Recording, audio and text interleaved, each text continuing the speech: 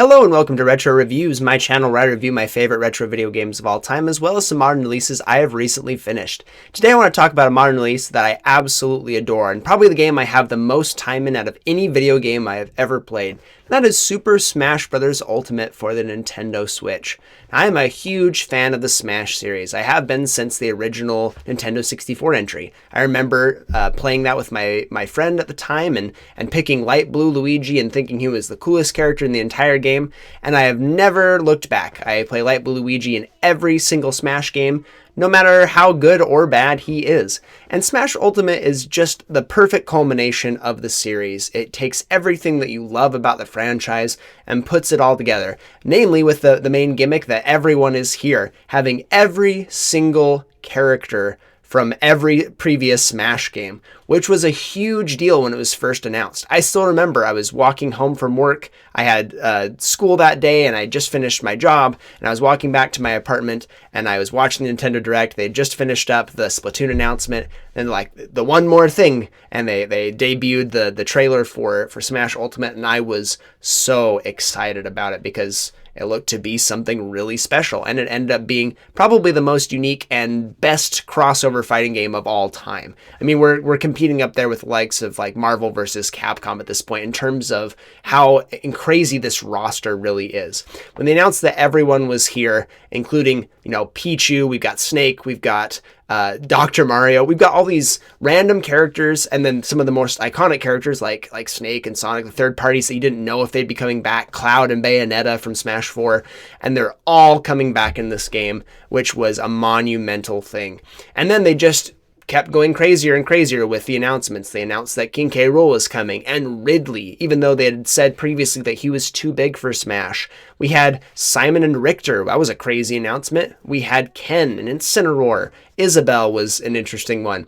But we got so many great announcements to round out this roster that it was so exciting. And then we got some goofy ones like Piranha Plant. And then the DLC started popping off, starting off with Joker from Persona 5, which was something that a lot of people didn't think would happen at all. And we kept going crazier and crazier. We got Hero and Banjo, Terry Bogard, Byleth, we got Min Min, which I don't know if anybody got that excited about, but then Sephiroth, Steve, we got Kazuya and Sora, the ultimate craziest crossover. This game has probably the craziest roster of any fighting game, maybe of any game period ever. This is the ultimate collaboration, the ultimate celebration of these gaming franchises and of the series as a whole as well.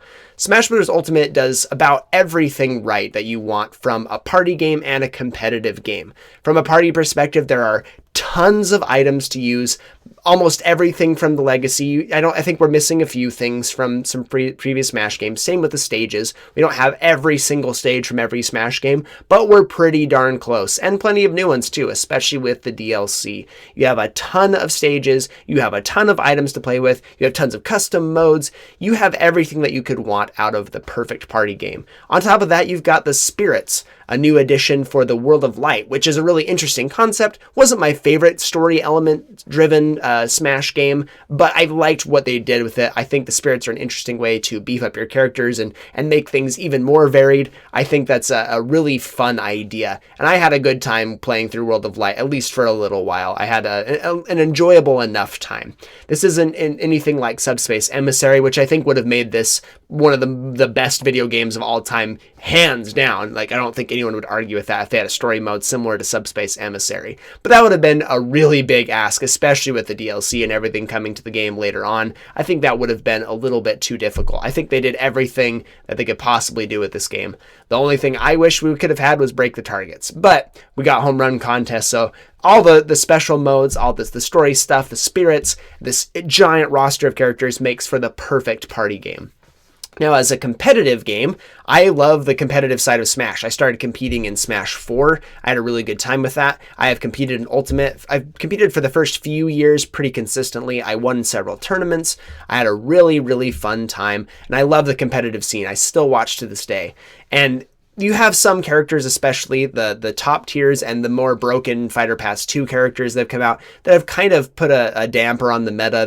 They've kind of overrun since they're not doing patches anymore. There are some things to be wary of. A lot of people don't like Steve because he's really broken. The building blocks on stage on a platform fighter is pretty overpowered. He's really strong. He has lots of really fast burst options. Sonic is really good too. He kind of slows down the pace of the game. There are some things to not enjoy about the competitive side of Ultimate, but at the very same time, because the roster is so big and because they did a fairly good job at balancing most of the roster, you see a lot of use of many different characters in the competitive space. Maybe not at the top level, but if you look at even mid-level like regionals and things, you have a lot of characters represented in top 8s and even winning tournaments. You could have the worst characters like Ganondorf, Little Mac, Isabelle, still doing extremely well in these smaller tournaments that you can actually watch on Twitch or YouTube when they stream them. It's really cool to see that even if you don't have as good of a character in this game, you can make them work. One of my favorite players is SkyJ, and he plays Incineroar. Incineroar isn't the best competitive character for a lot of reasons, primarily because he's slow, and some of his things are fairly reactable. But SkyJ makes him work at the very top level, and has even gone on to win tournaments, some bigger tournaments, gotten second at a super major. Like, he's done some incredible things with a character that a lot of people didn't think would be able to do well. And it's really cool to see that Smash Ultimate as a competitive fighting game has that much variety in terms of its roster and how much balance they have, that even the not so good characters can do exceptionally well even against the top tiers. This game has like the closest matchup spread, I think, out of any of the Smash games competitively. If you look back at Melee, you have characters that are completely unviable. You're not winning anything with Bowser. You're probably not winning anything with Pichu, with Kirby. Just going solo Zelda. You're not winning anything with those characters unless you're at a very small local and you're just the best player by a significant margin. You see the best characters in the game like Fox and Marth and Falco, you have Sheik, you have Jigglypuff that dominate a lot of top 8s, especially at the major level.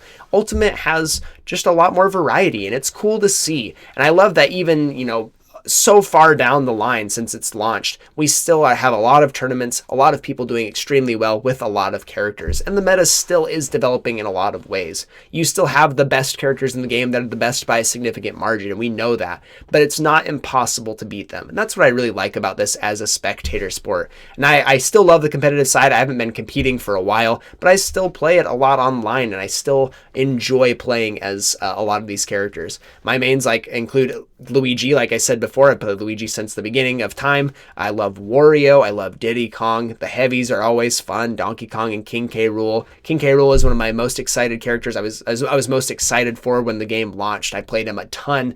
I love this character. I love how many characters they were able to fit into this roster. And I just really am so happy that they made this game. I'm interested to see where they go from here in terms of what they do with the next Smash game. I don't know if they go with Smash Ultimate Deluxe and they go for a solid 100 characters to round out the roster, kind of like Mario Kart 8 when they did a bunch of DLC for that. I don't know if they're going to go that route. If they do, I hope they do a lot more to balance the game in terms of the best characters in the game, because some of them really needs some toning down. I think that's pretty obvious if you've watched any Smash Ultimate tournament. Some of the characters are really strong for no good reason. But I really hope that they're going to be doing a new entry at least sometime soon, because I would love to see a reboot of the franchise, maybe even a new developer take the reins to see what they could do with the properties. Maybe shake up everyone's moveset especially. Movesets have gotten a little stale over time. They still work really well. This is the most mechanically tight Smash game by far. There are some things that don't work as well, but man, is it consistent in its movement, how smooth it is. It's a really fun game to play. I know I kind of harped on competitive because I'm a competitive Smash player, but if you're playing it competitive, you can have a lot of fun. There are tournaments going on all the time. If you're playing this casually, you can have the most fun playing this out of probably any party game on the Nintendo Switch. Maybe Mario Kart 8, maybe Mario Party if you're a big Mario Party guy. But for my money, Smash Ultimate is the most fun you can have at a party playing with friends.